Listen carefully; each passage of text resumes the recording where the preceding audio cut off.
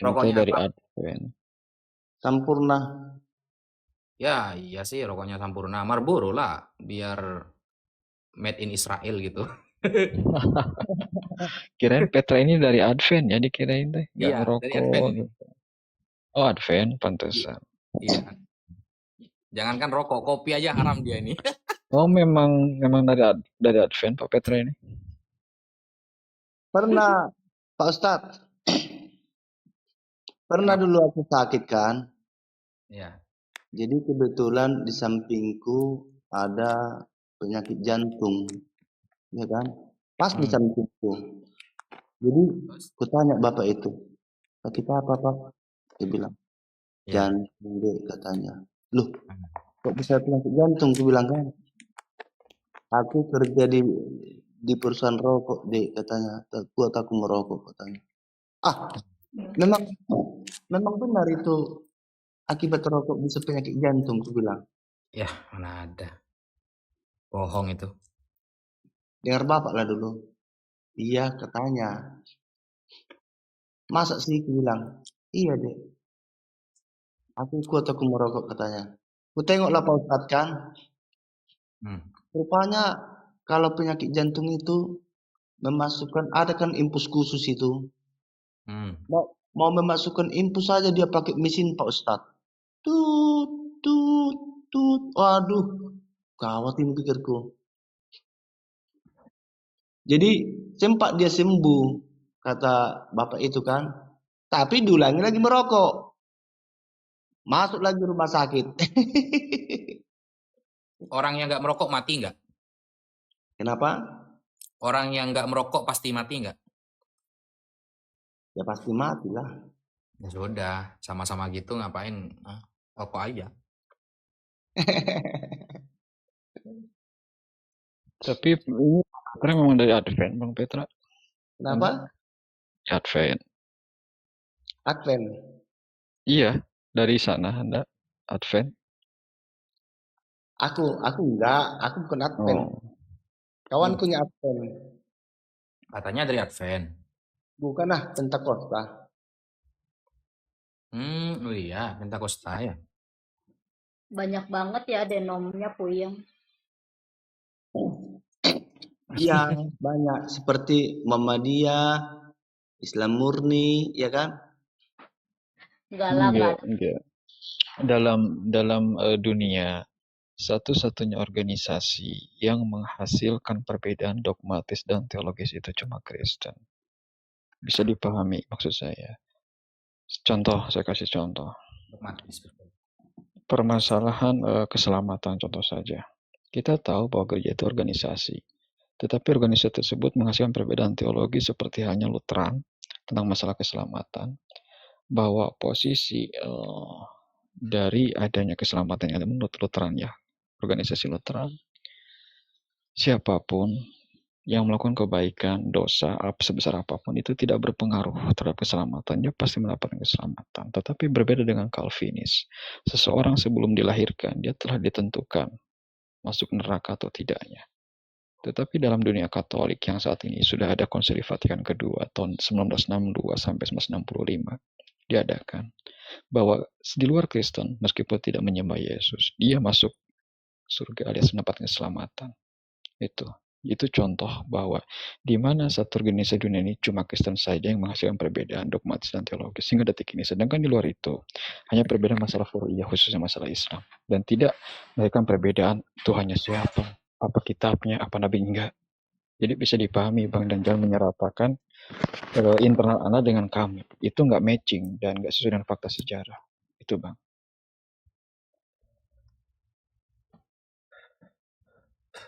Gimana Pak Maaf, Petrus? Iya. itu kami apa buatan gereja gitu. Apa? Denom itu kan beda-beda, apa buatan gereja itu dibikin sendiri apa gimana? Denom itu gini loh. Contohnya nih. Tapi nanti kalau aku sebut gereja tertentu, marah nggak kawannya? Aman. Contohnya, Di sini gak ada Kristen. Bilang aja. Karena Lutheran juga saya tahu itu gereja apa aja. Calvinis tahu. Jadi nggak perlu nyebut gereja, tapi nyebut aja denominnya apa, Lutheran, Calvinis atau apa. Contohnya salah satu ada gereja lah kan. Jadi mereka masih memakan darah, ya kan? Di Alkitab darah itu tidak boleh dimakan. Dah. Sementara di gereja yang tertentu itu boleh makan darah. Jadi kalau kita Pentakosta, nggak mungkin kita paksakan kita ke sana, ya kan? Akhirnya terbukalah organisasi itu, gitu. Karena gini, kalau di Alkitab dikatakan bahwa darah itu nyawa, dan itu tidak disebut makanan. Nah, jadi aku sama anak Batak itu, aku udah pernah debat sama dia itu. Dia kan makan darah. Oh, Ya anak kan? Batak itu makan darah? Iya makan darah itu. Waduh, Dracula dong. Tahu lah, ya kan? Jadi saya tanya kemarin itu, di mana di Alkitab disebut bahwa darah itu makanan? Jadi dia berdalih bahwa apa yang masuk ke dalam mulut seseorang tidak menajiskannya, tetapi yang keluar dari mulut seseorang itulah yang menajiskannya. Ya, iya memang benar, tetapi jangan salah. Darah itu tidak pernah dikatakan itu makanan, tetapi nyawa. Karena segala nyawa binatang itu ada di dalam darahnya, dan itu tidak boleh dimakan. Jadi karena seperti itu, eh, sekte yang lain akhirnya terbentuklah gereja yang lain, contohnya Pentakosta, seperti itu. Baru contohnya Advent, ya kan? Kalau Advent, ya kan, tidak boleh makan ikan lele, daging babi, bahkan teh manis pun nggak boleh, bubuk. Jadi kita nggak mungkin memaksakan kita ke sana kan? Akhirnya terbentuklah sekte yang lain gitu. Kalau sekte ini banyak sekte ini. Kalau Unitarian itu kenapa ya diasingkan? Katanya nggak diakui sama Kristen lain. Nggak juga Unitarian itu. Tapi mungkin anggotanya mungkin sedikit kan. Namanya demokrasi agama. Iya kan? Bebas.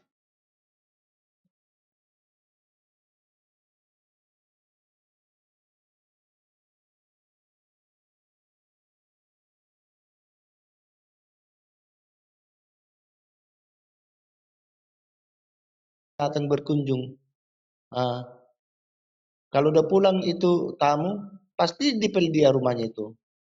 Katanya Nabi. Jadi kalau memang seperti itu pendapat dia, silakan aja kan. Seperti itulah contohnya, Bu. Banyak sebenarnya sekte ini.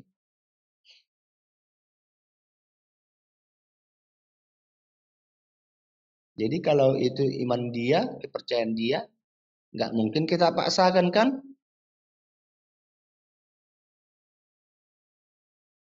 Oh, berarti kalau Pak Petra ini nggak makan babi ya? Kalau aku makan babi, Oh, makan babi. iya. Tapi kalau Advent kenapa nggak mau makan babi? Ya mungkin mereka Advent ini masih di dalam hukum Taurat ya. Advent mengikuti dari adanya kitab imamat. Advent itu. Iya hukum Taurat. Saya juga ada Bible versi mereka ya. Iya. Ya, di mana ada tambahan atau di istilahnya itu suplemen lah Bible mereka itu. Tapi jangan salah. Jadi mereka itu kenapa tidak makan babi diantaranya? Karena mengikuti dan mengamalkan kitab dari imamat itu.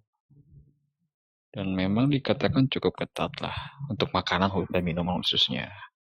Apalagi Ya, masalah hal kebaktian. Mereka tidak hari Ahad, tapi Sabtu. ya bubuk teh pun nggak boleh. Loh, Tapi admin bagus juga sih pengajarannya. minum teh pucuk gak boleh berarti ya? Nggak boleh admin itu. Waduh, sudah. Ya makanya itu Pak Ustadz. Kalau memang seperti itu Tegas, aturan tegas. mereka, ya mereka lah itu kan. Iya. Ya kan? Waduh, saya pastikan yang punya teh pucuk itu bukan orang Advent berarti.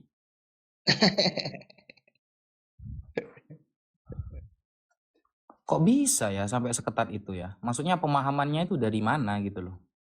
Mungkin gini Pak Ustadz, mungkin atau diteliti mungkin atau teh manis ini kan mungkin mengakibatkan apa namanya atau ginjal ya kan.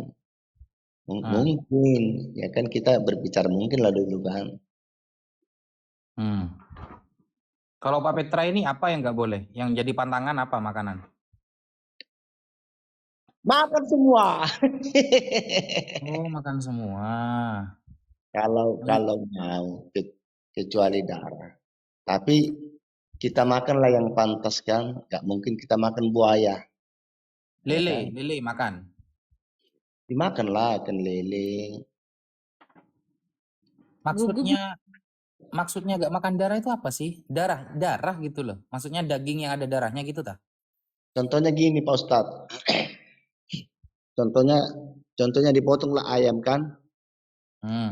Darah itu ditampung mereka. Loh, berarti anak Batak itu kalau nyembelih apa gitu darahnya ayam itu bisa dimakan gitu ya? Iya. Jadi dipotong darah itu kan, ditampung dipotong ayam itu ditampunglah darah itu kan, baru dibikinlah asam. Jadi ketika masak nanti daging ayam itu, baru diambil lagi darah itu, dicampur ke daging Kalau itu. di Bandung itu sebutnya marus. Marus itu jadi memang dibekukan, dan pernah juga ada sih di pasar juga saya lihat ada yang ngejual bahkan. Tapi itu marus, jadi darah yang udah dibekukan lah. Didiamkan, nanti kan mengental ya, kayak jelly lah, kayak jelly agar-agar Enak kayak gitu. dulu juga saya waktu kecil makan itu marus, tapi kalau udah gede baru tahu nggak boleh. Ya itu. Oh. Itu di pasar kadang suka ada ngejual bebas loh. Saya pamit tidur, ini sudah 3%, 2% ya. Saya pamit. Terima kasih. Assalamualaikum warahmatullahi. Waalaikumsalam warahmatullahi taala. Saya juga turun ya Ustadz. Assalamualaikum semuanya. Waalaikumsalam warahmatullahi. Jadi darah itu nggak bisa itu dimakan. Kok bisa makan darah ya? Maksudnya kok udah jijik gitu loh? Ya gimana lah, itulah dalil mereka kan, yang masuk mulut ke mulut seseorang tidak dapat menajiskannya katanya kan. Ya Mungkin tapi kan nggak darah juga. Bilang Pak Ustadz lah, menurut Alkitab kan bahwa nyawa itu nyawa, bukan disebut di situ makanan. Tidak pernah disebut makanan darah itu. Nggak bisa. Kalau di perjanjian lama kan, orang yang meminum darah apapun, maka mereka akan dibinasakan oleh Tuhan.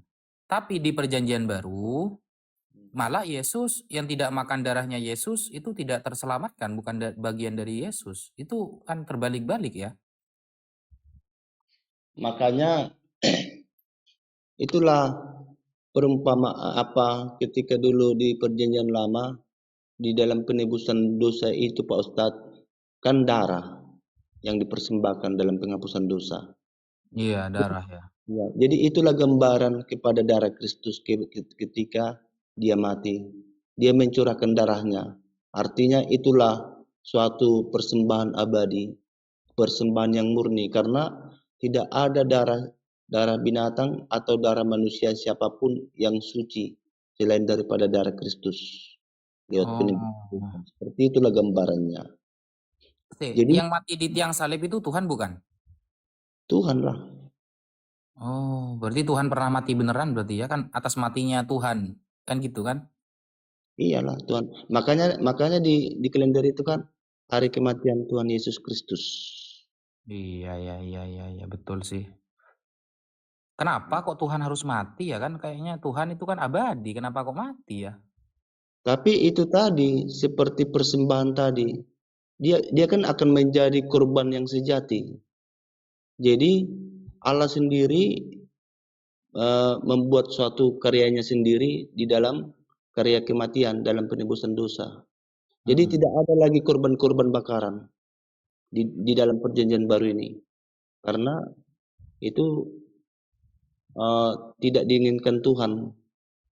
Nah, kalau Yahudi kan, kalau untuk menebus dosa, persembahannya itu domba, kambing. Kalau Ya. di Islam ada istilahnya akikoh, kurban. Kalau di Kristen berarti Tuhannya yang dikorbankan ya? Sebenarnya gini Pak Ustadz, Gimana? di Yahudi pun nggak semuanya itu Pak Ustadz. Kan udah banyak orang Yahudi menerima Kristus sebagai Tuhan. Oh, nah ada Yahudi mana yang menerima Yesus Tuhan itu? Ada lah Pak Ustadz. Nggak semua Mana? itu. Yahudi Mesianik. Ada. Yahudi mana? Coba. Saya kok nggak tahu itu. Ada Yahudi yang mengakui Ada. Yesus itu. Ada di Israel itu. Bukan semua. Jadi ketika dulu Bapak Abraham mengorbankan Ishak, ya kan? Di dalam Alkitab kan Ishak, di dalam Al-Quran Ismail ya. Jadi itu satu gambaran ketika Ishak mempersembahkan Bapak Abraham mempersembahkan Ishak. Akhirnya kan yang diambilkan domba. Jadi domba itu suatu gambaran kepada Kristus. Nah, diganti. itu yang pengen saya tanyakan Mas Pak Petra. Kenapa Yesus diistilahkan domba? Kenapa kok bukan macan atau kucing, kok domba gitu loh? Gini, mungkin kalau kata domba ini kan biasanya domba ini kan penurut. Domba. Lebih penurut bebek sih daripada domba. Kenapa kok udah dipanggil Yesus sang bebek gitu? Iya, domba pasti mengenal tuannya. Domba mengenal Tuhannya. Iya, tuannya. Kenapa kok udah bebek? Kan lebih nurut bebek itu. Kalau ke timur semua bebek itu kan. Makanya ada lagu yang kita bisa jadikan dalil ya, sebagai dalil nurutnya bebek. Potong bebek angsa dikuali kan gitu kan. Iya. Nona minta dangsa 1 kali gitu. Makanya itulah satu gambaran yang dipersembahkan Bapak Abraham, domba. Kan domba yang dipersembahkan Bapak Abraham. Nah, yang dipersembahkan Bapak Abraham itu kan dombanya cewek bukan? Betina bukan? Domba jantan lah. Nah, tapi aturan di imamat itu harus domba betina. Kalau untuk persembahan dosa, di imamat Pak Petra, di imamat 4 ayat 30, 31, 32, coba dibaca itu. Itu wajib domba betina kalau mau dijadikan korban. Yang datang di perjanjian baru Yesus. Yesus kan domba jantan. Soal korban ada juga lah korban domba jantan, ada yang Gak ada Pak Petra. Kalau untuk penebusan dosa, aturannya di kitab Torah Musa itu harus domba betina aturannya. Makanya saya curiga Tuhan yang disembah Musa itu berbeda dengan Tuhan yang disembah oleh teman-teman Kristen. Kenapa? Karena aturan yang paten kalau mau pakai domba, dombanya harus betina. Kok malah yang datang Yesus, bukan Yesusah. Kalau seharusnya kan Yesusah kan ada tak marbutohnya kan, perempuan lah gitu. Ternyata Yesus yang datang. Kan cowok berarti kan jantan toh. Gimana tuh? Tunggu dulu. Coba. Saya tuh mempelajari imamat itu sudah berbulan-bulan. Jadi aturan untuk penebusan dosa itu kalau pakai domba nih ya, harus betina. Kalau selain domba boleh jantan, kayak kambing, boleh jantan. Tapi kalau domba maka wajib betina. Nah, Yesus dipanggilnya domba tuh. Kok malah Yesus? Seharusnya kan Yesus Yesusiah, ada ceweknya lah, Siti Yesus, boleh lah. Karena aturannya dulu memang betina. Ini ternyata Yesus, cowok. Berarti kan jantan dong. Kalau di apa ini yang jelas anak domba ya. Coba Imamat 4 ayat 30, 31, 32 coba dibaca tuh. Itu kalau domba harus wajib itu aturannya itu. Wajib betina kalau penebusan dosa pakai domba. Kalau kambing itu boleh cowok. Imamat, Imamat Imamat 4 ayat 31, 32, 33. 30, 31, 32. ayat 30. 31, 32.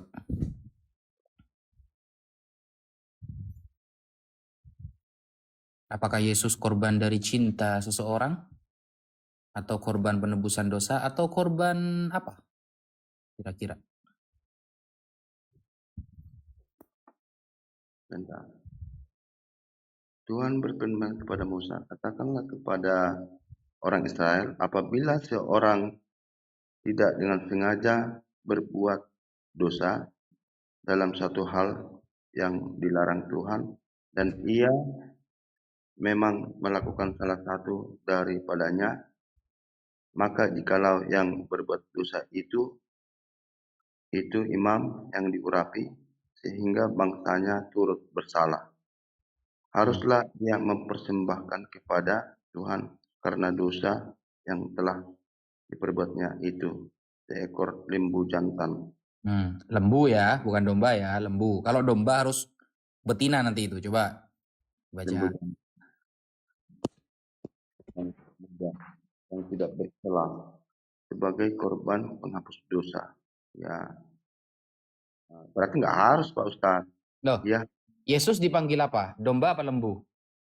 domba. Nah, coba kalau domba, maka wajib perempuan kalau domba tuh. Tapi Coba. begini Pak Ustadz, ini kan dalam penghapusan dosa para imam, ya kan? Ya, kalau gini, Tetapi seharusnya Yesus pakai istilah lembu aja kan begitu. Kok malah enggak. pakai domba? Kalau domba aturannya itu ya di Imamat 4 ayat 32. Jika ia membawa seekor domba sebagai persembahannya menjadi korban penghapus dosa, haruslah ia membawa seekor betina yang tidak bercela. Jadi Imamat 4 ayat ke-32, kalau hewannya berupa domba, maka dombanya harus betina. Kalau pakai lembu, boleh jantan. Pakai kambing, boleh jantan. Tapi kalau pakai domba, maka wajib betina. Sehingga Yesus ternyata disebut domba. Maka seharusnya kan Siti Yesus, bukan Yesus. Harus Bukan. betina kan? Tapi ketika persembahan Bapak Abraham itu tidak disebut bahwa betina atau jantannya. Nah, persembahan Bapak Abraham itu tidak ada kaitannya dengan penebusan dosa. Itu hak kesulungan kemuliaan itu, bukan pengorbanan dosa itu. Ini kan berbicara Yesus sebagai penebus dosa. Maka pakainya Imamat 4 nomor 32 gitu, Pak. Makanya saya kadang kalau lihat di Google gambar-gambar Yesus kan rambutnya kan panjang tuh. Ini saya curiga sebenarnya Yesus ini disebut domba betina mungkin karena aturannya betina gitu loh, Pak. Enggak lah. Enggak ya? Oke lah. Enggak, itu enggak seperti itu. Oke lah, enggak apa-apa lah. Jadi boleh nanya Pak Ustadz? Enggak, itu gimana itu? Ada enggak aturan untuk penebusan dosa pakai domba jantan itu di Perjanjian Lama? Ada enggak? Itu aturan. Iya, aturan di Perjanjian Lama kalau pakai domba, dombanya bisa jantan. Ada enggak tuh?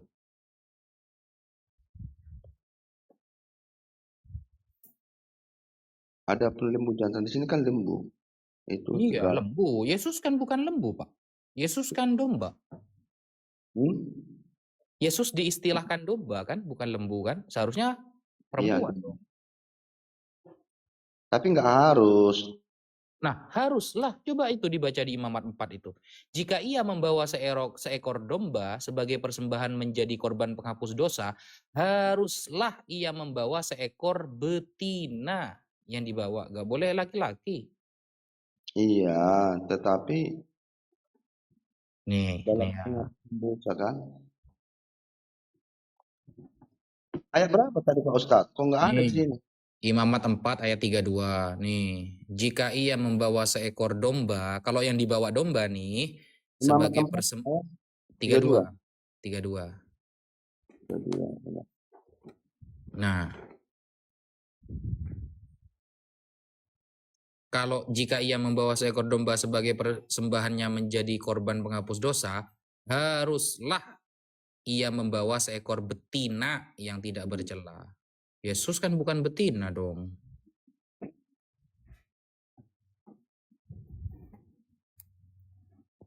Harus betina ini loh. Yang muncul malah Mas Yesus. Bukan Mbak Yesus.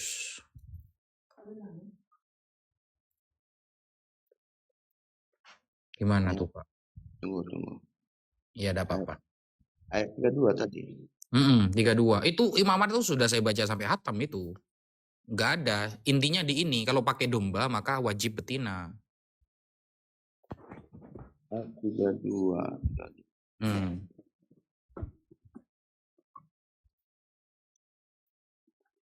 Mana? 2. Dengan demikian imam mengadakan perdamaian bagi orang itu. Imamat 4 ayat 32 Pak.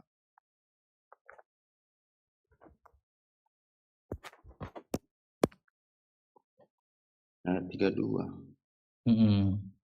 Itu intinya di ayat 32 itu kalau mau pakai persembahan dosa. Tetapi segala lemak haruslah dipisahkannya seperti 31 juga itu Pak.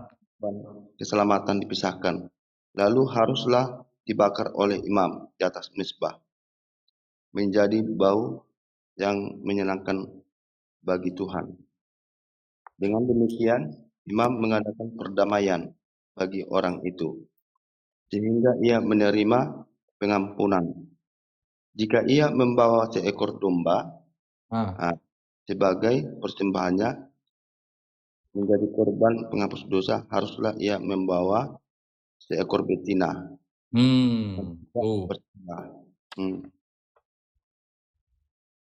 Okay. Yesus kan dipanggil domba. Kalau domba seharusnya harus betina. Kalau penghapusan dosa. Ini menjurus ini nggak ke situ Pak Ustadz. Kemana tuh berarti? Ini kan pengampunan dosa. Yesus kan untuk penebus dosa. Iya, penebus dosa. Bukan berarti harus apa kan? Dia seorang betina. Terus tipologi Yesus disebut domba dari mana kalau bukan dari ayat ini? Ayo. Itu ketika Bapak Abraham itu mempersembahkan domba. Itu gak ada kaitannya sama penebusan dosa malah. Abraham itu ketika diganti diganti domba itu tentang kemuliaan itu, bukan penebusan dosa.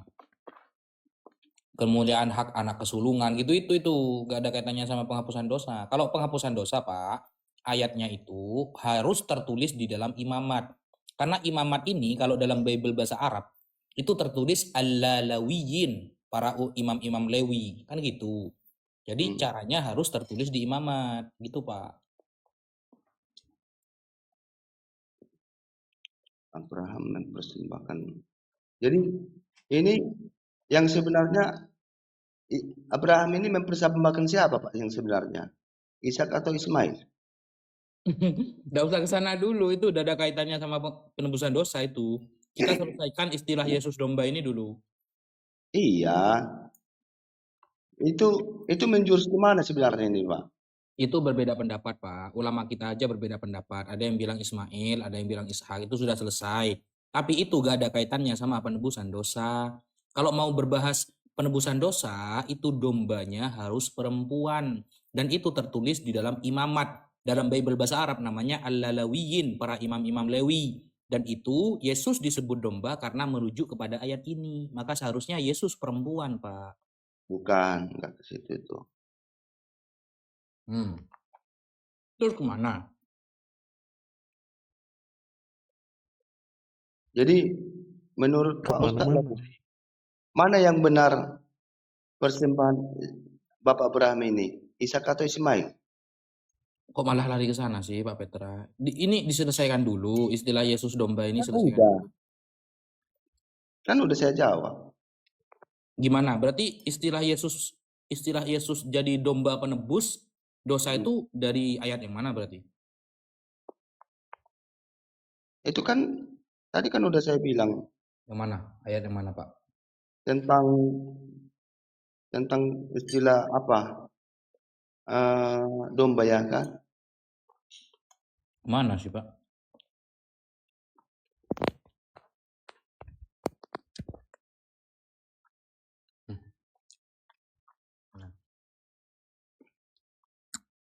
Gimana sih, Pak?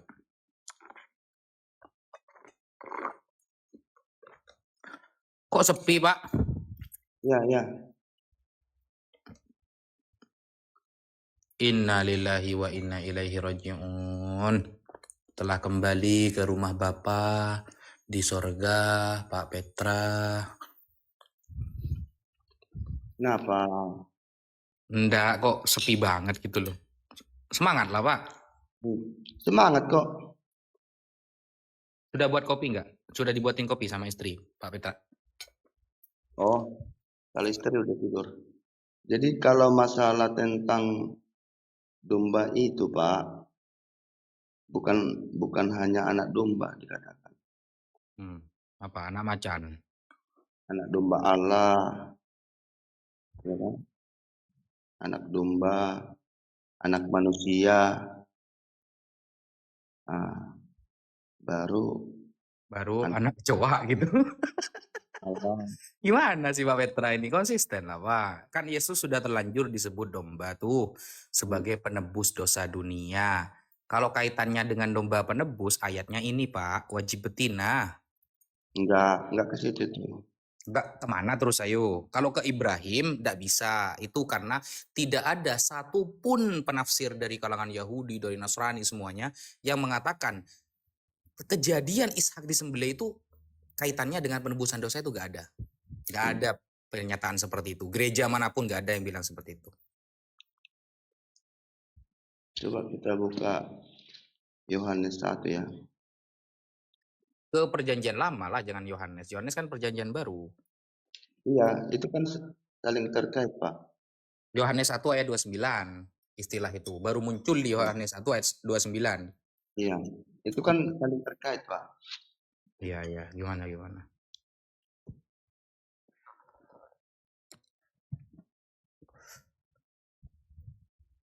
Merokok lagi. Iya Pak, mohon maaf Pak ya. Tapi kan saya tidak di samping Bapak, ini ada di jauh. Jadi kalau di samping Bapak saya menghormati Bapak lah, gak rokok. Kalau boleh sih nggak boleh lah Pak merokok, karena dari mulut Bapak keluar firman Tuhan, ya kan? Jadi Tuhan saya nanti kalau keluar firman Tuhan. Iyalah, segala perkataan itu kan dari perkataan firman Tuhan. Baru masa dinajiskan dengan rokok? Iya. Ayo, iya. Marilah Pak, dijawablah. Ayat 29 ya. Ya, Yohanes 1 ayat 29 Pak. Itu pertama kali Yesus disebut domba Pak. Pada keesokan harinya, Yohanes melihat Yesus datang kepadanya, dan ia berkata, lihatlah anak domba Allah yang menghapus dosa dunia. Nah, tuh. Anak domba yang menghapus dosa dunia. Berarti domba yang berkaitan dengan penghapusan dosa. Kemana lagi kalau bukan ke Imamat 4:32 arahnya itu Pak? Baru ayat, bukan, jangan Bapak arahkan dulu. Baru ayat 36 ya. Gimana tuh? Assalamualaikum. Waalaikumsalam warahmatullahi. Dan ketika ia melihat Yesus lewat, ia berkata, lihatlah anak domba Allah. Tambah dibaca ke bawahnya tambah pusing nanti Pak, jangan sampai ayat 32 itu aja. Tambah pusing, tambah gak jelas Yesus ini domba apa bukan nanti. Bukan, mana ada di sini nggak jelas Pak? Ya enggak, maksudnya istilah penyebutan Yesus domba itu dari mana kalau bukan dari ayat penebusan dosa korbanot ini, imamat ini. Kan para imam-imam Lewi itu.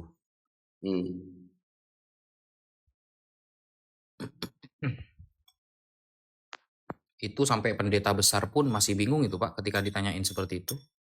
Pernah saya beberapa pendeta lah saya tanyain, bingung juga karena kalau lari ke Ibrahim itu udah ada kaitannya sama penebusan dosa, itu malah kemuliaan gitu. Jadi masih dicari juga.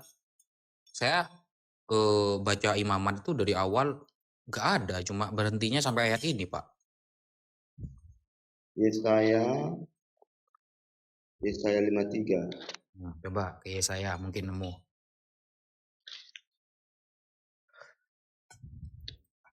Tentang Yesaya 53 ya. Tentang korban penebusan dosa. 53 10.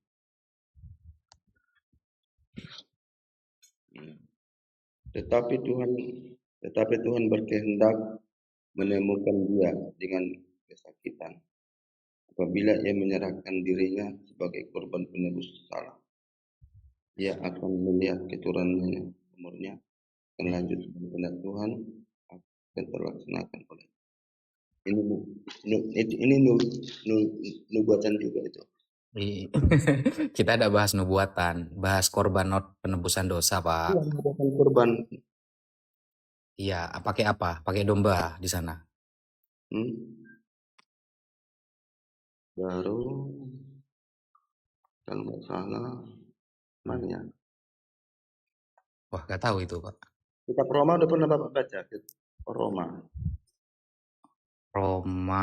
Roma Paulus. Ya, Roma 8 ayat 3. Roma kan perjanjian baru, Pak. Seharusnya istilah Yesus itu sudah disebutkan dalam perjanjian lama. Ya kan itu kan apa Pak? Ini tampak gak jelas kalau pakai Roma, Pak. Seharusnya di perjanjian lama itu sudah ada. Oh, Yesus ini disebut domba karena dulu di perjanjian lama korban penebusan dosa itu memang domba. Iya, memang domba, tapi dombanya betina. Kan gitu repotnya. Ya tidak masalah Pak. Oh, gak masalah. Kalau dulu domba betina ternyata yang datang Yesus cowok. Gak masalah itu. Oh, nggak masalah, bukan ke situ. Oh, terus berarti kalau ada istilah bunga desa itu istilah yang identik dengan cewek apa cowok, Pak? Kalau merujuk tentang Yesus Kristus kan bukan seperti itu. Kalau yang jelasnya kan di dalam Yesaya bahwa di sana dikatakan dia Allah yang perkasa. Domba, Pak. Istilah Yesus disebut domba. Itu dari mana? Kalau bukan dari Imamat 4:32 itu dari mana istilah domba itu? Kok bisa domba kan gitu toh? Kok bukan anak macan, anak bebek gitu?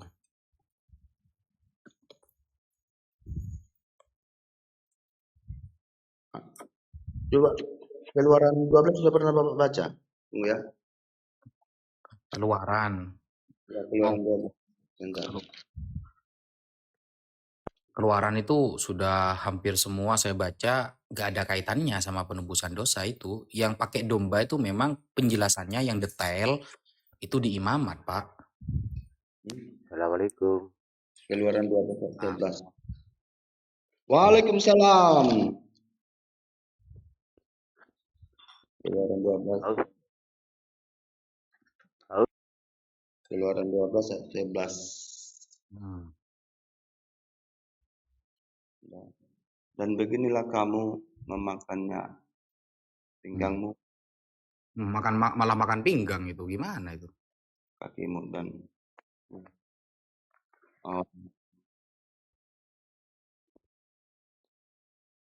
dan beginilah kamu memakannya pinggangmu, berikat kasut pada kakimu dan tongkat di tanganmu. Encok gitu ya, ya pinggangnya ya. Karena itulah Paskah bagi Tuhan. Baru pada malam ini aku akan menjalankan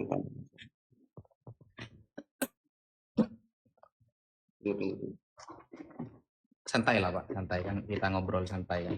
Cuma memang saya penasaran sih karena beberapa pendeta saya tanyain bingung semua itu.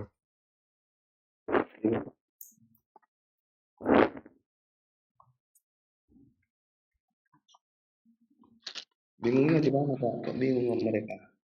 Iya, karena aturan penebusan dosa itu harus pakai domba betina. Ternyata yang datang Yesus. Oh, sampai 13. dan darah itu menjadi tanda bagimu pada di mana kamu apabila aku melihat darah, maka aku akan lewat daripada kamu. Jadi tidak akan ada tulah kemusahan di tengah-tengah kamu apabila aku menghukum anak Mesir.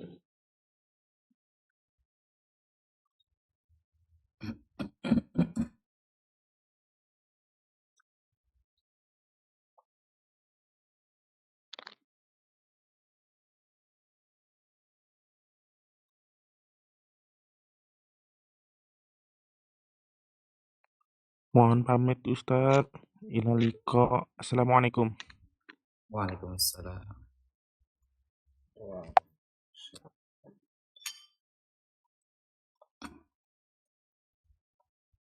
Pak Petra kalau bingung nyerah aja bendera putih aja Pak Petra. Ya. Kenapa? Ya kalau bingung bendera putih gitu loh. Bukan Kita bingung. ngobrol santai kok. Enggak, aman-aman. Pak Petra ini orang baik soalnya, maka saya harus lebih baik gitu. Jadi itu sudah saya tanyakan ke beberapa orang, nggak ada yang bisa jawab Pak Petra. Kenapa istilah korban wajib dengan domba perempuan, sedangkan yang datang malah Yesus, yang namanya laki-laki gitu loh. Ya bukan mengarah ke kelaminnya Pak. Bukan Nah, ke terus situ. istilah domba itu dapat dari mana? Kalau bukan dari imamat. Istilah iya itu tadi tentang persembahan korban itu. Domba. Persembahan korban itu dibahas di mana? Kan di imamat, Pak. Iya, sekalipun kelaminnya betina kan tidak masalah. Tidak kembangkan itu. Coba dulu tunggu dulu keluaran musim bilang.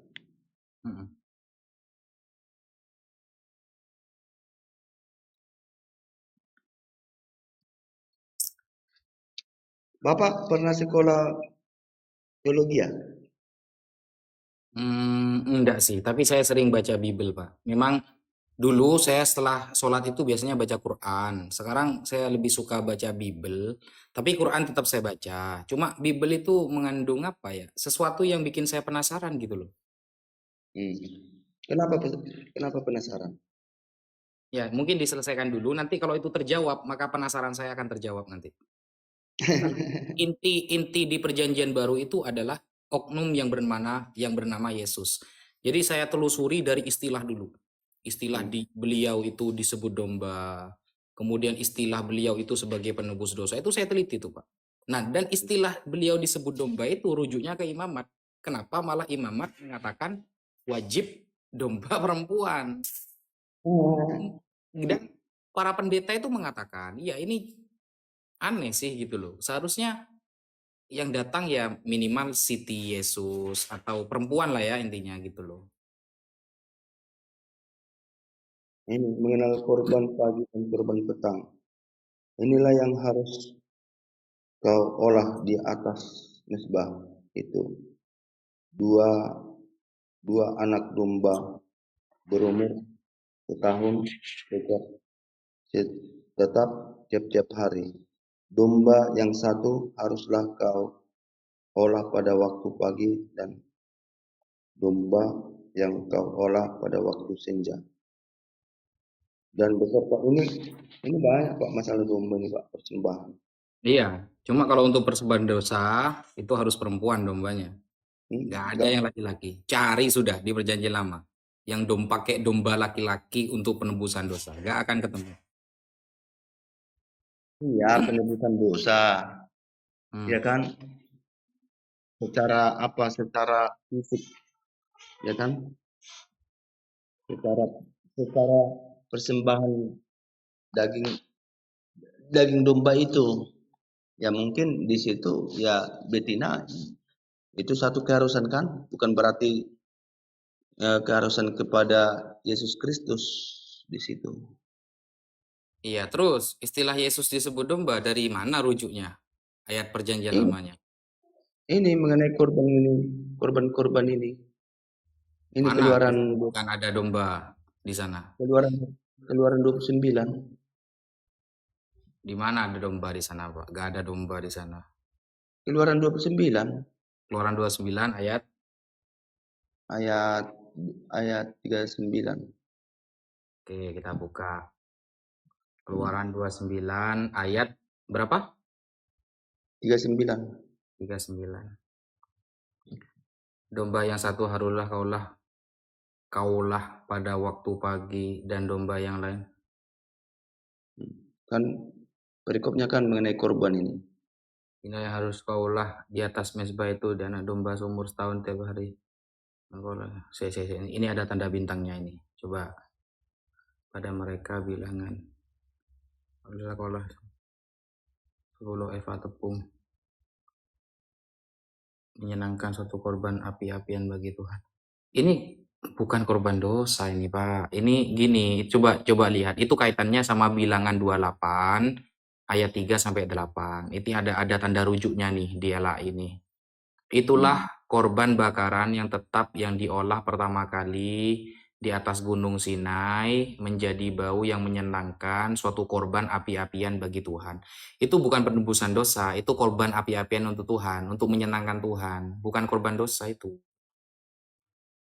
Ini kan Yesus sebagai korban penebus dosa. Iya. Makanya harus pakai imamat, memang gak ada cara lain itu.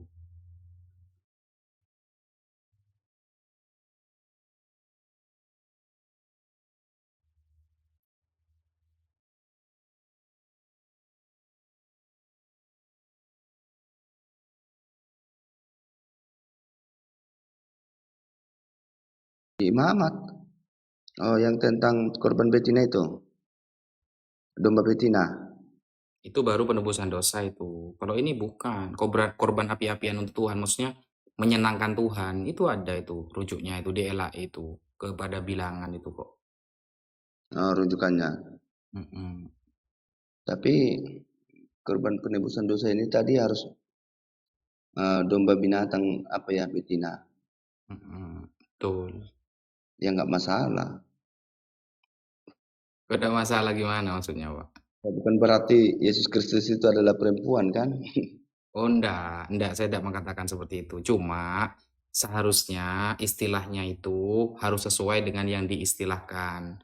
Kalau istilah domba itu diambil dari perjanjian lama, dan Yesus adalah domba, anak domba Allah untuk penghapus dosa, maka aturannya harus ikut imamat, karena itu surat-surat imam-imam Lewi yang ketika itu sedang menghadiahkan korban penebusan dosa memang. Selain itu, tidak ada korban penebusan dosa itu. Yang memang di imamat itu diterangkan detail. Iya, itu kan korban penghapus dosa. Tetapi mungkin secara gimana ya?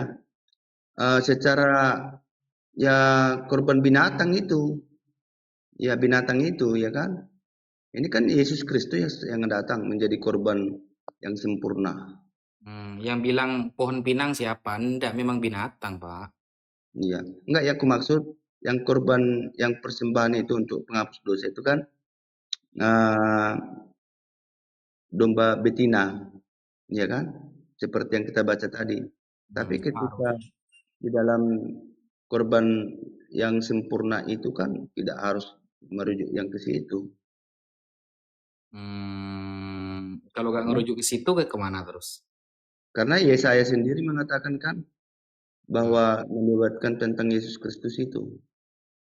Yesaya tidak pernah membahas tentang domba untuk persembahan dosa. Yesaya itu membuatkan sosok dirinya, bukan istilah kedombaannya. Iya, bukan ke situ. Tetapi sosok Kristus itu kan. Iya. Jadi yang kita bahas sekarang domba penebus dosa yang dipakai oleh Yesus itu rujuknya ke ayat yang mana gitu loh. Ya ini tadilah. Mana?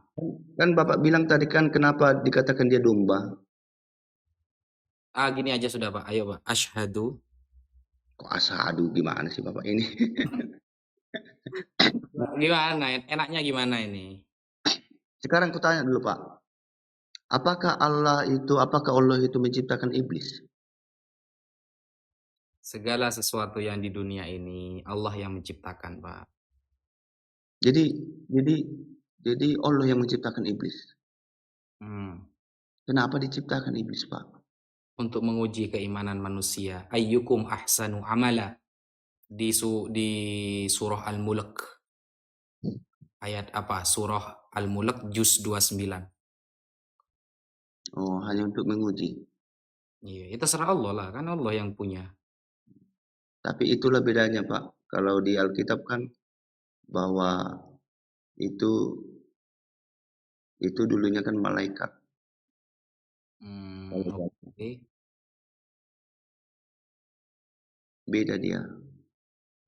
Gak apa-apa, mau beda mau sama gak apa-apa juga, apa masalahnya. Cuma yang heran, ketika di perjanjian lama, kalau domba harus betina, penebusan dosa, yang datang malah Yesus, itu yang masalah. Bukan, itu bukan masalah.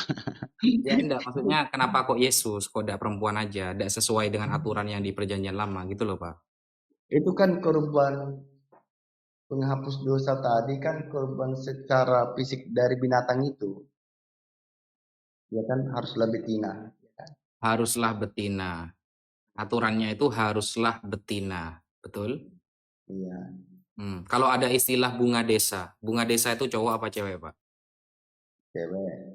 Cewek.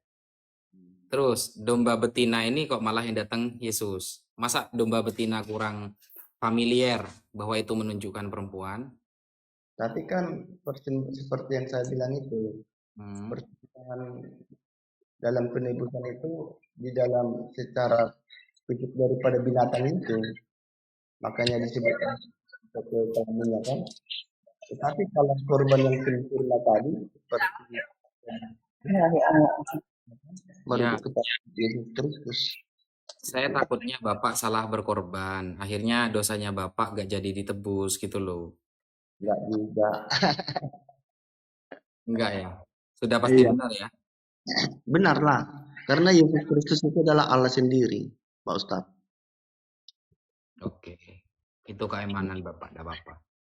Saya hargai. Aku boleh nanya, Assalamualaikum, Le. Waalaikumsalam, Bunda. Aku boleh bicara nggak sama bapaknya? Boleh, Bunda. Beliau baik, Bunda. Oh iya, baik ya. Aku lagi makan soalnya. Maaf ya. Pak, tadi kan Bapak ngomong bicara iblis ya, Pak ya? Ya, iblis. Waalaikumsalam, Bunda. Bapak semestinya berterima kasih sama iblis loh, Pak.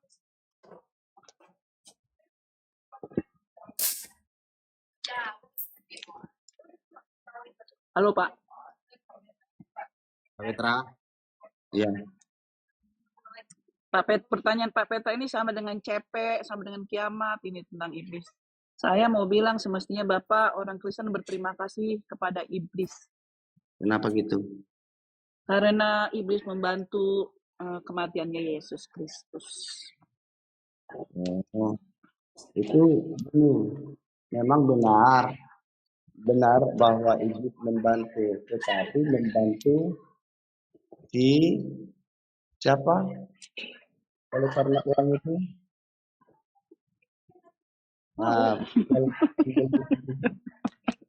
itu Arul tahu lebih tahu tuh ya. Bapak kalau nggak ada iblis, Bapak nggak menyembah Yesus loh, Pak. Kenapa? Kalau nggak ada iblis, Bapak nggak menyembah Yesus sekarang. Tapi gini, kalaulah dia Allah yang benar, harusnya tidak ada rencana suatu kejahatan dari Allah. Karena rancangan Allah adalah rancangan keselamatan.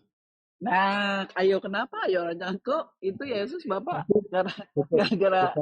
Tetapi kalau Allah menjadikan suatu kejahatan melalui iblis yang diciptakan, diragukan keallahannya. Bapak jadi ragu dong sama Allahnya Yesus yang sudah mendatangkan iblis untuk menjadikan Bapak, memberikan Bapak Tuhan. Jadi Bapak ragu dong. Gini, kalau Allah tidak pernah menciptakan iblis, tidak pernah. Tetapi dia menjadikan malaikatnya. Nah, ketika malaikat itu menyamakan dirinya dengan Allah, lalu malaikat itu diusir dari surga. Ya. Nah, itulah iblis. Tetapi kalau Allah, ya kan? Tapi kalau Allah, dia secara khusus menciptakan iblis atau setan. Nah, Saya tanya sama Bapak tadi, Bapak, dengar. lah itu Kalau Bapak mau didengar mulu, saya bangga dengar. Saya mau bilang sama Bapak, jangan ya, Pak, gitu dong. Kita kan kata harus Allah sama-sama itu, mendengar gitu loh. Saya lagi istirahat ini, sebentar lagi sholat zuhur. Saya mau bilang sama Bapak, nah, Bapak semestinya berterima kasih. Thank you iblis, karena engkau lah saya punya Tuhan yang digantung, yang disalib gitu loh. Coba kalau nggak ada iblis, nggak bisa Bapak itu sekarang. iblis, itu iblis Ayo, membantu itu yang menjual Yesus Bapak punya itu. Tuhan, gitu dong. Itu Ini kalau karena cucu saya masih bangun, saya suruh ngomong sama Bapak ini. Cucu saya udah tidur, si Arul namanya. gitu. Biar sama Arul aja Bapak. Udah deh Pak, sama anak saya aja tuh Satlafi ya. Saya mau sholat. Le, aku izin turun Le ya. Assalamualaikum warahmatullahi wabarakatuh. Hati-hati sama iblis ya. Hati-hati sama iblis ya. Berarti belum ada jawaban barusan Pak ya mengenai kenapa Yesus disebut domba itu. Itu tadi Pak, makanya kan itu kan korban-korban seperti yang tadi di sini kan sering disebut domba. Bapak pernah belajar ilmu majas? Ilmu majas enggak? Seperti apa itu? Nah, gini Pak. Majas itu kan ilmu perumpamaan. Contoh, Bang Zuma seperti singa. Nah, dalam hal apanya? Oh, dalam hal keberaniannya. Bunga desa. Maksudnya apa? Yaitu maksudnya seorang wanita yang sangat cantik di desa tersebut. Itu adalah majas. Majas dibagi jadi dua. Ada majas mufrad, ada majas murakkab. Ada majas yang berdiri sendiri, ada yang tersusun dari beberapa kalimat. Nah, Yesus dimajaskan, diistilahkan, diperumpamakan domba. Domba. Dan domba sebagai apa? Sebagai penebusan dosa. Ya, penebusan dosa. Maka kita cari dari Kejadian sampai Meleakhi, mana perikop atau bab yang menerangkan tentang domba penebusan dosa. Ketemulah di Imamat. Nah, di Imamat, di perikop mana? Di perikop nomor 4. Ayatnya sampai 30-an tuh. Tepatnya di 32, ada ayat yang sangat jelas. Kalau domba itu menjadi penebus dosa, haruslah berupa betina. Kalau Yesus diistilahkan domba, maka wajib merujuk kepada Imamat 4 ayat 32. Karena hanya itu satu-satunya ayat yang menerangkan tentang domba penebusan dosa. Dan ternyata dombanya harus perempuan. Tapi kenapa yang kemudian datang dalam Yohanes 1 nomor 29, malah Yesus sang penebus, tetapi beliau adalah seorang laki-laki, bukan betina. Tapi Yesus itu korban yang sempurna, Pak. Iya. Kalaulah itu merujuk daripada korban domba betina, itu tidak sempurna.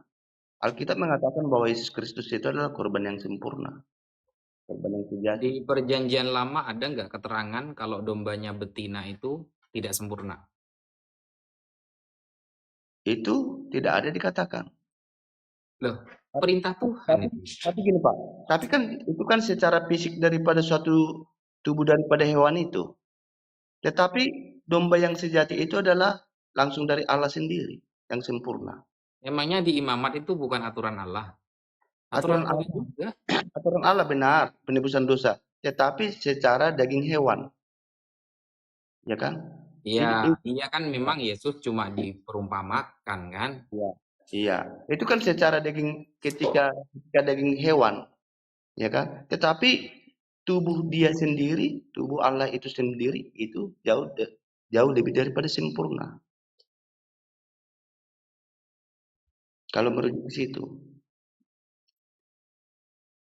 Terus intinya Ya, intinya jauh daripada sempurna korban daripada korban lembu jantan atau korban domba betina itu daripada Kristus. mana ada keterangan kalau domba jantan sebagai penebusan dosa lebih sempurna daripada betina itu di mana keterangannya? Enggak, yang kumaksudkan korban daripada Yesus Kristus sendiri jauh lebih daripada sempurna. Terus Makanya istilah Yesus disebut domba, intinya gini dulu Pak, istilah Yesus disebut domba sebagai penebusan dosa itu merujuk ke ayat yang mana di Perjanjian Lama? Itu aja dulu. tadi kan saya sudah bilang bahwa korban-korban yang ada yang ketika di Perjanjian Lama itu kan tidak disukai Tuhan lagi.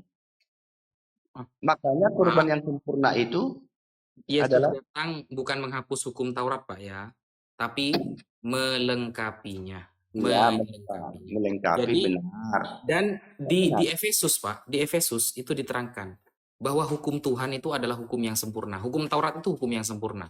Tidak boleh Bapak bilang nggak sempurna lagi.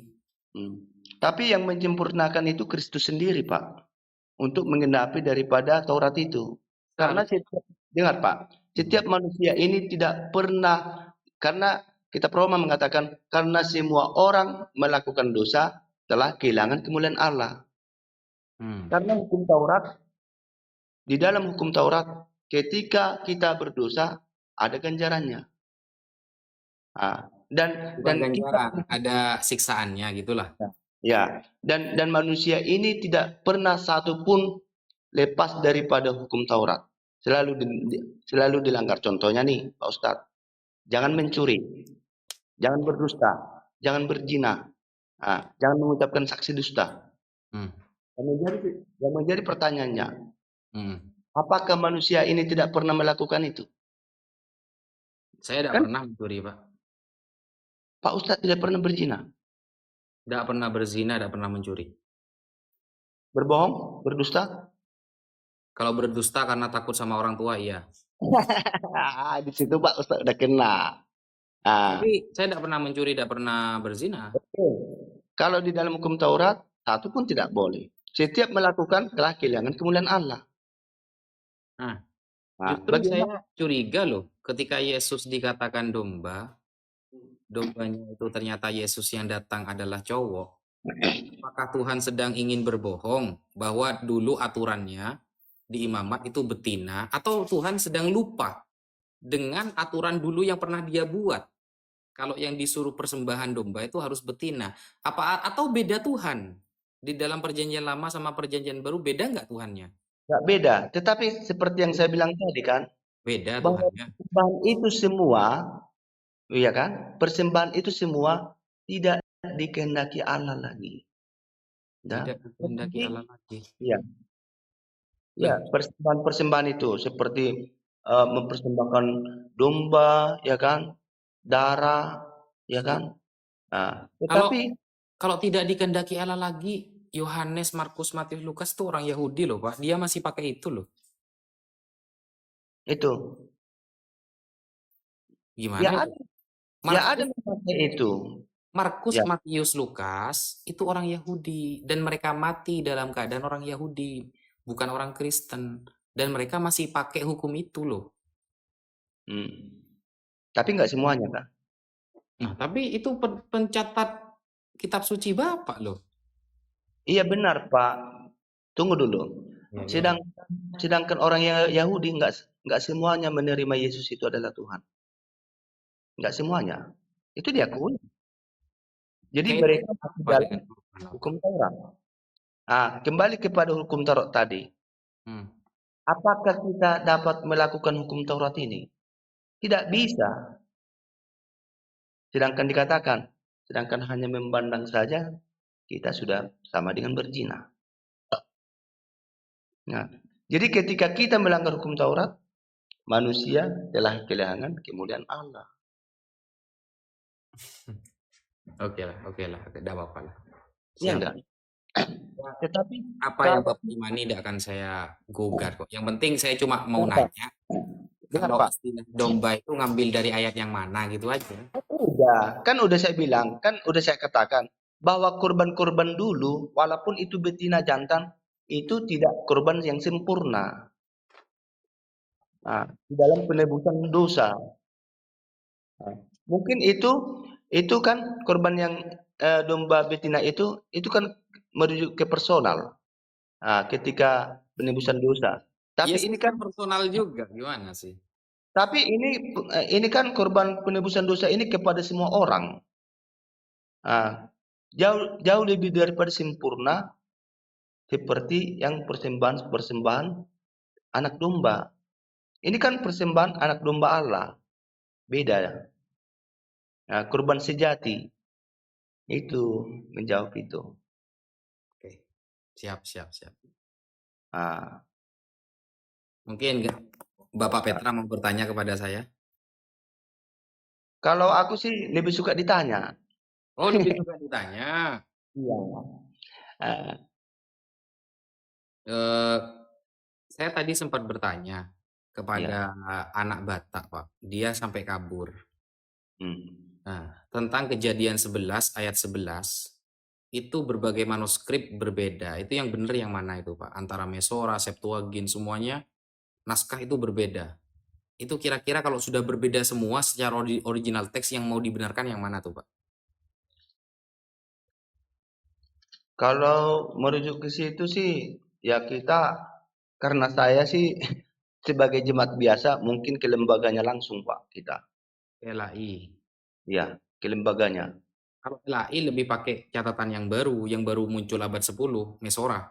Tapi kalau anak Batak tadi lebih memilih ke abad yang tua, Septuagint. Kalau Bapak gimana? Saya kurang apa ke situ ya namanya itu kan bukan kapasitas kita itu. Hmm. Jadi kita harus tanyakan dulu apa sebenarnya itu terjadi ke lembaganya langsung. Bapak udah pernah langsung menanyakan itu ke lembaga? Ke sebagian pendeta saya pernah, tapi beliau sih mau mengusulkan katanya di LAI ini kok bisa begini gitu. Oh, gitu Pak ya. Ya, Kalau itu sih karena saya bilang tadi, saya kan sebagai jemaat nanti ku jawab nanti aku pintar-pintaran. Sementara aku bukan anggota LII apa kan, Lembaga Alkitab Indonesia. iya, paham. jangan jangan nanti pintar-pintaran kan? Iya. Bapak Ya, Petra umur berapa, Pak, sekarang, Pak? aku Ya, aku masih muda, Pak. 40? 28. Mana ada. Iya, 28 aku, Pak. Kelahiran tahun berapa? Aduh, ya itulah. Kalikanlah. Kalau suaranya Bapak kayaknya sudah 40-an kayaknya tuh. Aku apa? Karena aku sakit, Pak. Wah, sakit apa, Pak? Eh, apa? Amandel ya. Oh, di sebelah mana? Ya, di sebelah kanan. Makanya suaraku agak beda. Sebelah kanan mana maksudnya? Masa amandelnya hidup ini di sebelah kanan Allah gitu? Maksudnya apa di sebelah lehernya, apa di pinggang? Jangan sembarang menyebut nama Tuhan. Aduh. Ya enggak, maksudnya itu apa di sebelah kanan leher atau pinggang gitu loh. Lah, namanya Mandel. Kok di Loh, pinggang? kok ada operasi, Pak? Karena masih apa, Pak? Bendolannya masih dikit. Makanya hanya perubahan suara. Kenapa kok tidak dicegah dari sekarang? Udah kita obati. Loh, amandel itu kan harus dioperasi, Pak. Maksudnya kalau diobati nanti nggak sembuh-sembuh loh. Enggak harus dioperasi, Pak. Kalau dioperasi dia kalau udah besar. Nah, saya punya obat, Pak. Coba ya obat ini, Pak ya. Apa tuh? Bapak tahu singkong? Oh, Singkong yang warna putih, jangan kuning, Pak. Yang putih. iya. Tahu? Yang putih agak lebih mahal memang daripada yang kuning, tapi itu obat. Singkong itu ya Bapak parut, habis diparut, dikasih air mateng ya, diperas airnya. Nah, Iya. airnya itu dididihkan, Pak. Tapi jangan sampai mendidih ya, dipanaskan tapi jangan sampai mendidih. Kalau hampir mendidih, dimatikan. Lalu airnya itu diminum sehari 2 kali, 2 gelas lah, 2 gelas kecil. Itu sehari 2 kali. Itu mengobati obat dalam itu, Pak. Itu yang ngajari saya itu dokter yang paling spesialis, Iya, termasuk Pak. amandel. Iya.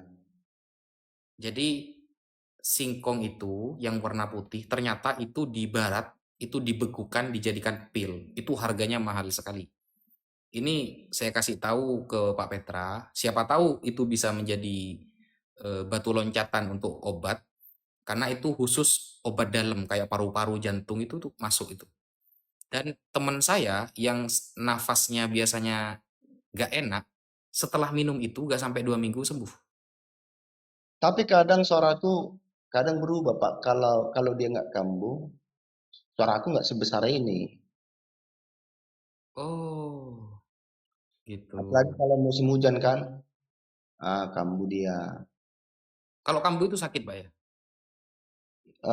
Sakit lah, sakit bener lah. Ya, itu diminum, Pak. Cari singkong putih itu, Pak. Agak mahal memang daripada, tapi mahalnya ya kalau singkong kuning mungkin 3.000, kalau singkong putih itu 7.000 gitu. Itu diparut, airnya dididihkan, tapi jangan sampai panas. Agak mendidih itu dimatikan, diminum pagi dan malam lah ya. Itu bagus itu, Pak. Itu bisa membersihkan apa itu ya. Penyakit-penyakit kayak kanker itu bisa mati kayak itu. Takut ada kankernya gitu loh, Pak. Janganlah. Takut karena amandel itu termasuk cabang dari kanker yang akan muncul loh. Makanya mumpung masih kecil, Bapak minum itu. Umur saya 27, Pak. Kalau memang Pak Petra umur 28 berarti kita selisih 1 tahun. Saya kelahiran 96. Nah, pokoknya penyakit dalam termasuk yang mematikan sel kanker itu. Saya itu diajari dokter yang hebat sekali itu, Pak. Yang sudah pernah sekolah di barat. Jadi itu bagus itu, Pak. Tapi harus yang putih, jangan yang kuning. Kalau yang kuning yang biasanya dijual jadi gorengan itu, gorengan singkong itu kan kuning itu, murah memang. Yang putih, Iya, iya, iya. itu penyakit dalam bagus itu. Itu bisa dicoba, Pak. Iya, iya, Pak. Semoga cepat sembuh. Jangan merokok lagi lah, Pak Ustadz. Aduh. Saya tahu obatnya, makanya saya ngerokok gitu loh. Saya tahu obatnya. Karena gini, itu kan rezeki, Pak. Jangan dibakar rezeki. Loh, saya dikasih loh rokok, Pak. Bukan beli loh. Iya, walaupun dikasihkan. Ganti aja sama susu. Susu. Ya, biar sehat, ya kan? Saya kalau minum air ini, Pak. Ini air apa? Kelapa, air kelapa muda. Saya minumnya air kelapa. Jadi ya sehat gitu, Pak. Kalau susu-susu yang ada mereknya juga sehat juga. Iya, ya. Air kelapa itu memang sehat. Iya.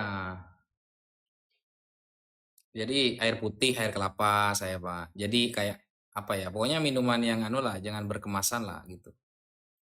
Oh. Apalagi ada fatwa MUI sekarang produk Israel haram. Wah, itu sulit itu. Ada lah. Jangan ke situ, Pak. Karena saya kalau masak itu pakai kecap bango. Karena nggak Kalau ada kecap yang enak selain bango itu udah ada menurut saya. Ternyata bango itu produk Israel juga. kalau nanti ke produk Israel, kita nggak bisa apa, Pak? Seperti ini. Kita kan mendaftar TikTok kan harus email kan? Ke Yahoo kan? Ke Google. Ya, dan parahnya lagi, Pak. Saya tuh Ya. kalau pakai samponya Pantene. Pernah pakai sampo duta lain, ketombe balik lagi gitu. Ternyata, ternyata Pantene itu produk Israel juga gitu loh. Iya. Kalau kalau bagi aku sih, kalau namanya produk itu, yang mereka contohnya harus menghasilkan lah upah daripada pemikiran mereka. Kalau mereka pintar, contohnya ya orang itu wajar mendapatkan upah keuntungan daripada buah pemikirannya kan, karyanya kan. Ya. Nanti kalau aku nanti pakai Sogo, apa sampo Sogo buatan Indonesia, waduh, tumben. Saya ganti zinc sekarang. Sampo pakai zinc saya sekarang, Pak. Jadi saya menghormati pendapat para ulama gitu. Jadi yang bisa saya tinggalkan, tapi yang yang agak sulit ya masih proses gitu. Apalagi apa itu lagi yang bagus, Pak? Yang apa? Yang penumbuh rambut itu, minoxidil itu Lidah bagus. buaya. Bukan, minoxidil, Pak. Assalamualaikum warahmatullahi wabarakatuh, Ustadku. Waalaikumsalam. Waalaikumsalam. Jadi pokoknya mumpung masih muda, jangan banyak-banyak minum minuman kemasan, teman-teman. Maksudnya itu nggak sehat. Memang jangka lama. Tapi kayak yang bersoda ya, bersoda itu parah itu memang. Ke ginjal itu parah. Iya sih. Minuman bersoda itu. Kayak Coca-Cola, Sprite, ya, wala alihima wa ashabihima ajma'in itu semuanya itu, bahaya itu sebenarnya. Teh pucuk aja, kalau dalam jangka waktu lama bahaya memang. Iya. Jadi yang bagus yang apa, Ustaz? Ya air putih itu sehat.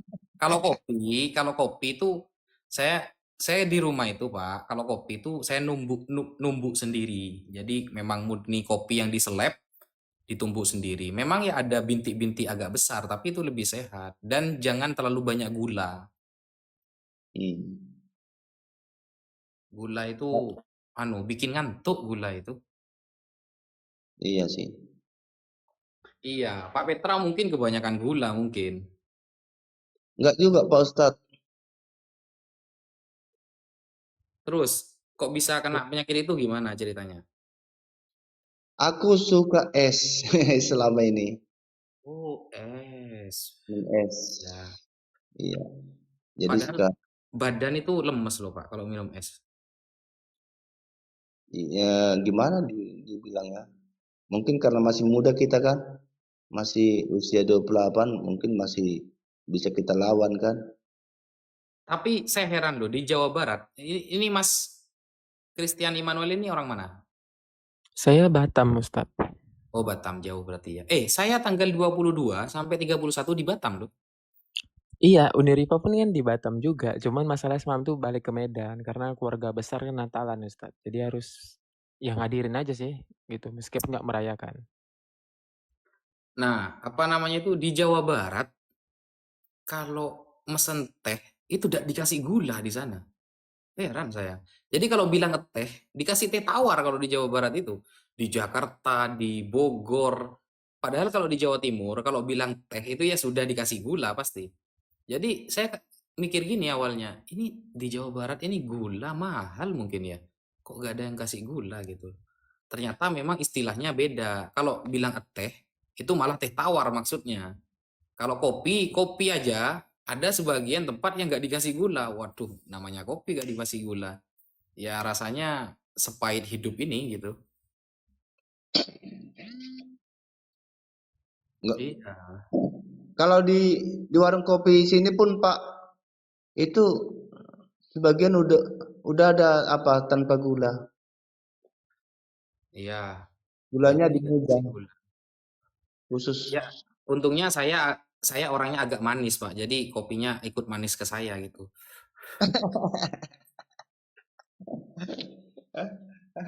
Aduh, Pak Ustadz ini. Kalau sering minum es itu Pak, nafasnya itu gak panjang gitu loh. Mungkin. Iya, saya itu kalau ngaji, kalau pas minum es, bulan puasa kan ada istilahnya itu baca Quran, hataman kan kalau malam kan. Itu kalau minum es, itu nafas tidak kuat. Baca, kan saya ngimami kan, kalau tarawih kan saya jadi imam biasanya. Baca Fatihah, itu saya biasanya satu nafas bisa. satu nafas. Fatihah kan panjang tuh. Oh, Bismillahirrahmanirrahim. Alhamdulillahi rabbil alamin arrahmanir rahim maliki yaumiddin iyyaka na'budu wa iyyaka nasta'in. Itu udah kuat gara-gara sering minum es. Biasanya sampai waladhdallin itu bisa satu nafas. Gara-gara minum es itu. Jadi kayak apa ya? Kayak tersendat gitu loh. Nafas itu kayak tidak kuat. iya sih. Banyak pengaruh Pak kalau kita minum es ini. Iya, Itu Pak kalau Petra sudah berkeluarga, Pak Petra? udah Pak. Sudah punya anak berapa? Udah anak satu. Oh, siapa nama anaknya? Nama anaknya Riama. Riama. Gak dinamain Justus. Apa itu? Dari Yesus yang dinamai Justus. Kan ada itu ayatnya. Enggak lah. Anaknya Yesus kan namanya Justus. Mana ada anak Yesus? Terus Secara maksudnya ayat daging. dari Yesus yang dinamai Justus itu siapa berarti? Yesus. Ah, mana ada itu? Loh, ada loh. Di Bible itu ini ya. Saya lihat ya. Coba dicek di Bentar. Kitab mana? Justus. Nah, ini Pak Petra PR lagi nanti ini nih. Nah, Kitab apa Pak? bentar Pak. Kolose 4 nomor 11. Coba. Kolose 4 nomor 11 dan dari Yesus yang dinamai Justus. Hanya 3 orang ini di antara mereka yang bersunat yang menjadi temanku sekerja untuk kerjaan Allah. Mereka itu telah menjadi penghibur bagiku. Nah, di dalam Kolose ya, Kolose 4 nomor 11 dan dari Yesus yang dinamai Justus. Kolose ini surat Paulus kan? Betul? Iya. Nah, surat Paulus. Berarti yang ngomong ini Paulus. Dan dari Yesus yang dinamai Justus. Berarti Justus siapanya Yesus kalau gitu? Di sana ada nggak ditulis bahwa itu anak Yesus? Ya enggak. Karena bahasanya Paulus ini memang tidak pernah langsung mengena.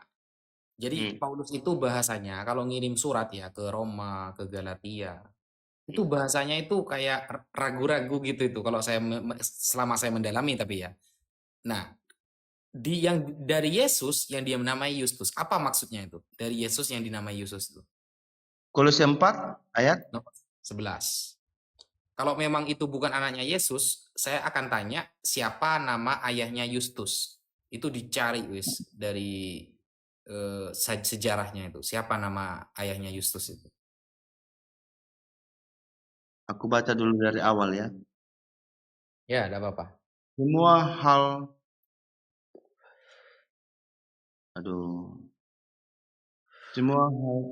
ihwalku akan diberitahukan kepada kamu oleh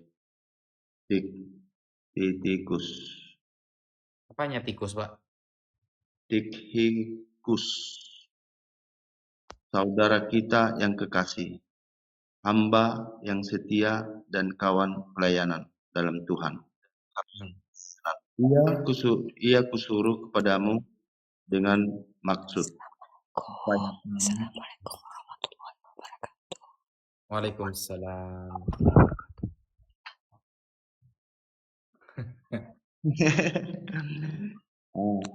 Dan gimana, Pak? ia bersama-sama dengan Onesimus, saudara kita yang setia dan kekasih. Seorang dari antaramu mereka akan memberitahukan kepadamu segala sesuatu. Kurasa ini rekan daripada suatu pelayanan Paulus ini Pak ini. Bukan. Itu teman waktu di penjara itu Pak. Dan dari Yesus ini kan ayat 11 Pak ya. Dan dari Yesus yang dinamai Justus. Siapanya Yesus itu Justus? Itu nggak tahu kita. Bukan berarti anaknya di sini kan? Ya oke lah, bukan berarti anaknya. Terus siapanya kalau gitu? Dan dari Yesus yang dinamai Justus. hanya ketiga orang ini dari ini rekan dia ini, rekan-rekan pelayanan dia mungkin, atau seperti yang Bapak bilang tadi. Di mana itu keterangannya? Ini kan dia kan menceritakan di sini. Iya, menceritakan Contohnya, dari Yesus. Maksudnya contoh dari Yesus yang dinamai Yesus itu apa maksudnya? nanti lalu ke sana ini ya. Oke, siap. Tapi, Nanti Bapak cari fakta sejarah mengatakan siapa ayahnya Yustus. Nanti hmm. Tapi yang jelas di sini tidak ada bahwa ini anak Yesus, enggak. iya. Dan Dan dari Uniriva yang dinamakan Kores. Berarti Kores anaknya Uniriva.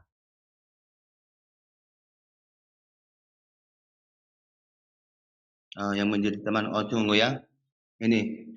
Dan dari Yesus yang dinamai Justus, hanya ketiga orang ini dari antara mereka yang bersunat, yang menjadi temanku. Teman dia nih, temanku sekerja. Iya, maksudnya siapanya Yesus itu? Maksudnya yang dari Yesus yang dinamai Yesus itu berarti Yustus itu siapanya Yesus kan gitu pertanyaannya. Kok dari Yesus? Ya, gimana ya? Nggak jelas di sini diterangkan Nggak ada yang jelas bahwa, tapi kan di sini kan temannya. Temannya Paulus, betul? Iya, ya, menjadi temanku Nah, sekerja untuk kerjaan Allah. Mereka itu telah menjadi penghibur bagiku. Mungkin untuk menguatkan gitu ya dalam pelayanan. ya apalah itu. Yang penting yang Tapi dari Yesus itu yang jelas yang istilahnya Bapak bilang apa ya? tadi, yang Bapak bilang tadi ini anaknya enggak lah. Inilah Pak Ustadz ini. Loh, cari dulu, baru Bapak ketemu nanti. Cari dulu, jangan langsung diklaim karena saya sudah mempelajari itu, Pak. Gitu loh. Oh, belum Bapak pelajari nih. Sudah saya pelajari. Jadi Atau gini aja sudah, gini aja. Bapak cari di fakta sejarah siapa ayahnya Yustus. menurut Pak Ustadz ini anaknya Yesus. Sepertinya seperti itu. Tapi saya tidak mengklaim ya. Saya tidak mengklaim. Cuma kayaknya begitu maksudnya. Tapi Bapak coba kuatkan lagi. Maksudnya itu cari di sejarah siapa ayahnya Yustus. Kalau ketemu kan enak kan. Oh berarti bukan hanya Yesus. Karena gini Pak. Yesus sama Paulus itu jaraknya jauh. Yesus tidak pernah ketemu dengan Paulus. Gitu. Dan di dalam perjanjian lama tidak ada narasi bahwa ketika Yesus menyampaikan firman Tuhan itu ada Paulus, gak ada Pak. Makanya siapa berarti kan gitu.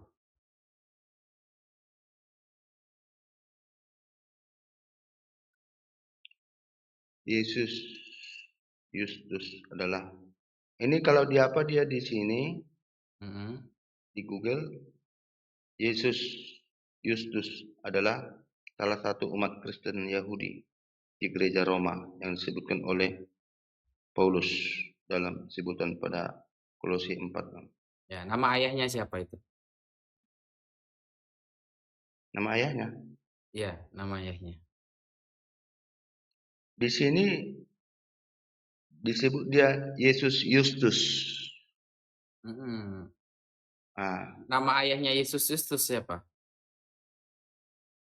Di sini itu kalau di bahasa Arab kan gini Pak, Yesus Justus bin Yesus, Justus bin Yesus. Tapi kalau dalam bahasa yang Arab itu kan dari belakang dulu kan. Kalau dalam bahasa Yunani kan Justus Yesus gitu. Ini kayaknya satu apa ini Pak? Satu kalimat ya namanya ini. Yesus Justus. Bukan Yesus atau anaknya Yesus. Yesus Justus adalah ya kan salah satu umat Kristen Yahudi di gereja Roma disebutkan oleh Paulus dalam sambutan pada akhir di dalam Kolose 4 ayat 11 itu yang kita bacakan tadi. Salam kepada kamu dari Aristarchus. Ini tadi temanku sepenjara. Hmm. Berarti ini bukan merujuk kepada anaknya nih, Pak. Ya, terus siapa berarti nama ayahnya Justus itu?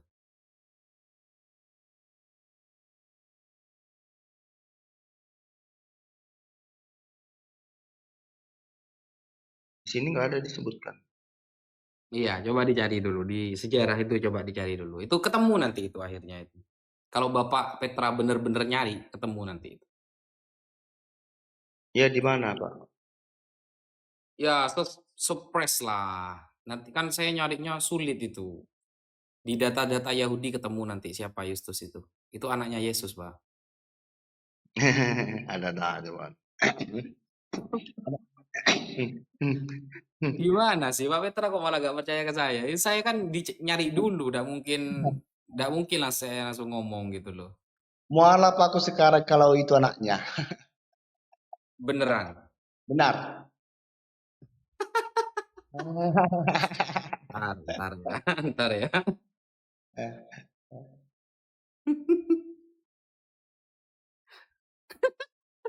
Mualaf aku sekarang katanya. Iya. Kalau benar itu anaknya, anak dagingnya, ya kan? Iya, Saya iya. sama. Nah,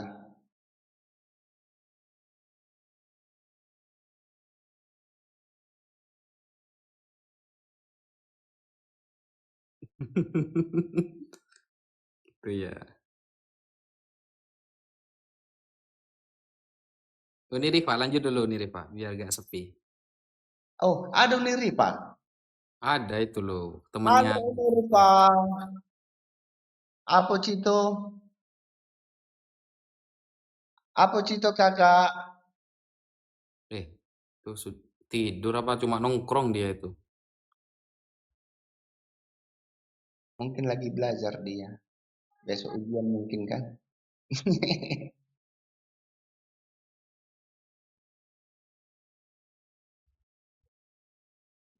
Udah bangun anaknya tuh, Kak Rifa. Dia sedang nggak di rumah itu Pak.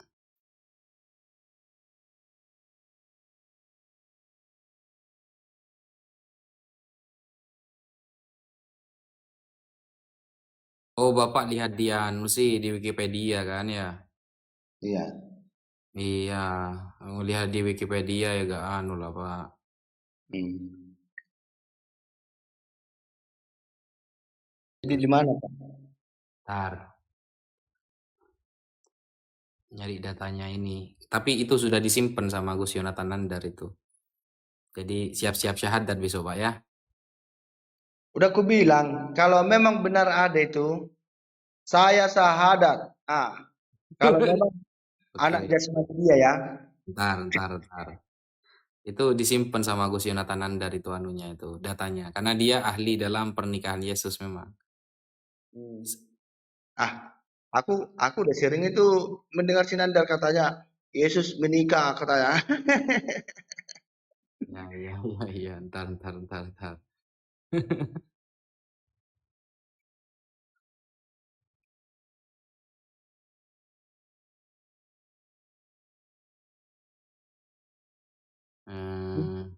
Kujamin itu.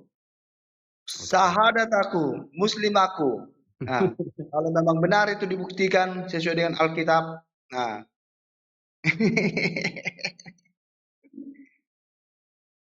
Kalau Yesus terbukti punya anak, berarti Pak Petra syahadat, begitu ya? Iya. Anak secara jasmani dia ya. Kalau secara rohani sih, aku pun anaknya juga, anak Tuhan Yesus. Iyalah. Kamu adalah anak-anak Allah, katanya kan.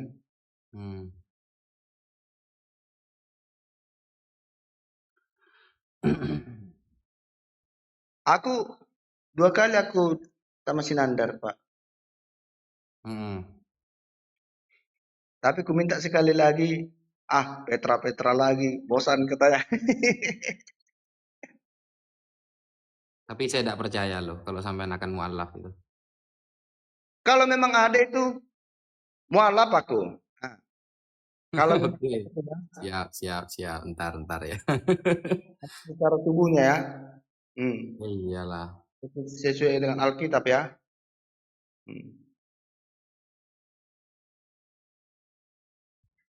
Buka Ustadz, ada kitab kuno namanya Lost Gospel. Iya, memang di sana tercatatnya di sana memang, tapi datanya saya tidak nyimpen Ya, soalnya. itu bahasa Aram itu. Bahasa Aram. Iya, kalau ada datanya itu kasih sama aku biar saya pelajari.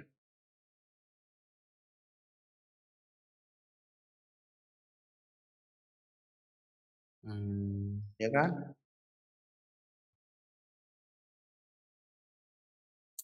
Oke lah, nantilah. Iya, Tapi sudah disimpan kok itu. iya. Baguslah. Jadi deal nanti langsung syahadat. Iya, tenang aja lah. Kalau memang jelas itu, ya kan? Contohnya ada data itu, ku minta, ya kan? Baru saya pergi dulu ke yang Kok pergi dulu? ya otomatis aku kan harus mendapat kebenaran itu. Ahli apa kan Alkitab kan? Jadi saya tanyakan itu. Kalau aku Pak, kalau aku sering juga mengkritisi, ya kan? Ya, kalau memang terbukti itu.